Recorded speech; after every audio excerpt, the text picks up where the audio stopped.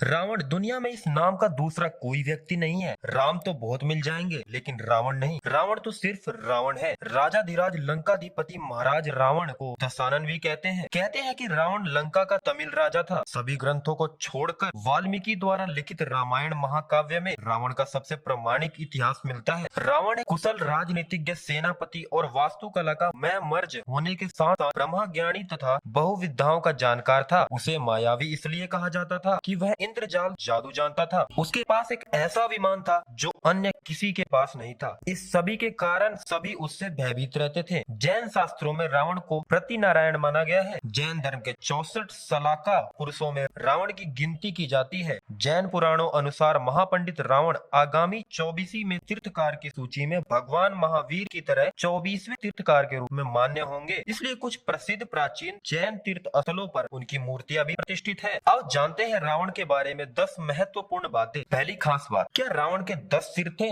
कहते हैं रावण के 10 सिर थे। क्या सचमुच यह सही है? कुछ विद्वान मानते हैं कि रावण के 10 सिर नहीं थे। इसी कारण लोग उसे दशानन कहते थे और 4 वेदों का ज्ञाता था। उक्त 9 मणियों में उसका सिर दिखाई देता था, जिसके कारण रावण के 10 सिर होने की चर्चा रामचरितमानस में आती है। वह कृष्ण पक्ष की अमावस्या को युद्ध के लिए चला था तथा एक एक दिन क्रमशः एक एक सिर कटते थे। इस तरह 10वें दिन अर्थात शुक्ल पक्ष की 10वीं को रावण का वध हुआ। इसलिए 10वीं के दिन रावण दहन किया जाता है। रामचरितमानस में वर्णन आता है कि जिस सिर को राम अपने बाण से काट देते थे, पुनः उसके स्थान पर दूसरा सिर उभर आता था। विचार करने की बात यह है कि क्या एक अंग के कट जाने के बाद वह पुनः नया अंग उत्पन्न हो सकता है? वस्तुतः रावण के सिर कृत्रिम थे, असुरी माया से बने हुए। मारीच का चांदी के बिंदुओं से युक्त स्वर्ण मृग बन जाना, रावण का सीता के समक्ष राम का कटा हुआ सिर रखना आदि से सिद्ध होता है कि राक्षस मायावी थे। वे अनेक प्रकार के इंद्रजाल जादू जानते थे। तो रावण के 10 सिर और 20 हाथों को भी मायावी या कृत्रिम माना जा सकता है। दूसरी बात, नाभि में जीवन। ऐसी मान्यता है कि रावण के अमृतत्व प्राप्ति के उद्देश्य से भगवान ब्रह्मा की घोर तपस्या कर वरदान मांगा, लेकिन ब्रह्मा ने उसके इस वरदान को न मानते हुए कहा कि तुम्हारा जीवन नाभि में स्थित रहेगा। रावण की अजर अमर रहने की इच्छा रह ही गई। यही कारण था कि जब भगवान राम से रावण का युद्ध चल रहा था तो रावण और उसकी सेना राम पर भारी पड़ने लगे थे। ऐसे में विभीषण ने राम को यह राज बताया कि रावण का जीवन उसकी नाभि में है, नाभि में ही अमृत है। तब राम ने रावण की नाभि में तीर मारा और रावण मारा गया। तीसरी खास बात, रावण का परिवार। रावण ब्राह्मण पिता और राक्षस माता का पुत्र था। वाल्मीकि रामायण के अनुसार रावण पुलस्त्य मुनि का पोता था, अर्थात उनके पुत्र विश्वश्रवा का पुत्र था।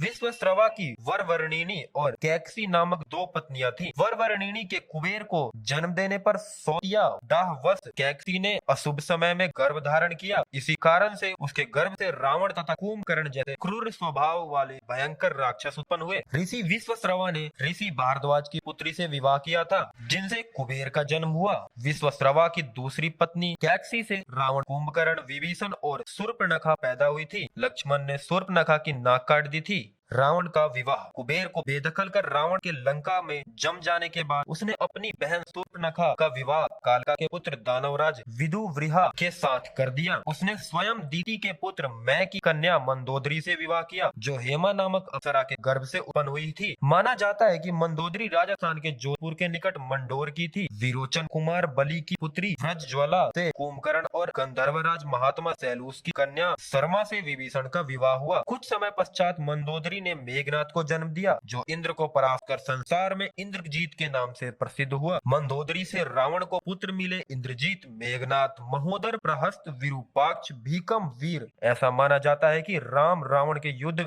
एकमात्र विभीषण को छोड़कर उसके पूरे कुल का नाश हो गया था। चौथी खास बात, रावण का राज्य विस्तार। रावण ने सुम्बा और बाली द्वीप को जीतकर अपने शासन का विस्तार करते हुए अंग द्वीप, मलय द्वीप, वराह द्वीप, शंख द्वीप, कुश द्वीप, यव द्वीप और आंध्रालय पर विजय प्राप्त की थी। दरअसल माली, सुमाली और माल्यवन नामक 3 दैत्यों द्वारा त्रिकुट सुबेल पर्वत पर बसाई लंकापुरी को देवों और यक्षों ने जीतकर कुबेर को लंकापति बना दिया था। रावण की माता कैसी सुमाली की पुत्री थी। अपने नाना के उकसाने पर रावण ने अपनी सौतेली माता इल्लविला के पुत्र कुबेर से युद्ध की ठानी, परंतु पिता ने लंका रावण को दिलासा दी तथा कुबेर को कैलाश पर्वत के आसपास के त्रिविष्टप क्षेत्र में रहने के लिए कह दिया। इसी तारतम्य में रावण ने कुबेर का पुष्पक विमान भी छीन लिया। पांचवी खास बात, रावण ने रचा था नया संप्रदाय। आचार्य चतुरसेन द्वारा रचित बहुचर्चित उपन्यास वयम रक्षामः तथा पंडित मदन मोहन शर्मा शाही द्वारा 3 खंडों में रचित उपन्यास लंकेश्वर के अनुसार रावण शिव का परम भक्त, यम और सूर्य तक को अपना प्रताप झेलने के लिए विवश कर देने वाला, प्रकांड विद्वान, सभी जातियों को समान मानते हुए भेदभाव रहित समाज की स्थापना करने वाला था। सूरों के खिलाफ असुरों की ओर थे रावण। रावण ने आर्यों की भोग विलास वाली यक्ष संस्कृति से अलग सभी की रक्षा करने के लिए रक्ष संस्कृति की स्थापना की थी। यही रक्ष समाज के लोग आगे चलकर राक्षस कहलाएं। ऐसी ही वीडियो देखने के लिए हमारे चैनल को सब्सक्राइब कीजिए और वीडियो अच्छी लगी तो वीडियो को लाइक कीजिए।